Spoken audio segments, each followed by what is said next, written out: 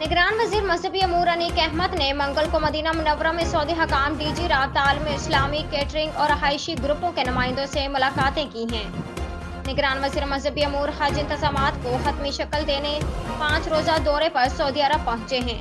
अनीक अहमद ने सऊदी हकाम से मुलाकात में रोड टू मक्का की कराची तक तोसी और रियासत ज़ैना की ज़ियारत के लिए सऊदी हकाम की कोशिशों को सराहा और उसे ज़ायरीन के लिए मज़ीद आसान बनाने की दरख्वास्त की।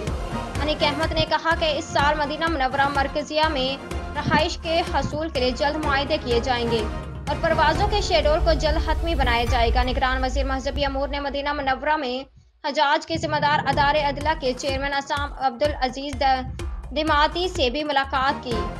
उन्हें हजाज मुतमरीन के लिए पेश की जाने वाली खदमात सहूलतों के बारे में आगाह किया गया। 2 कंपनियों दलील जवार और स्नात की जानिब से रहाइश समेत जमला खदमात पर मबनी हज पैकेज का अंदिया दिया गया।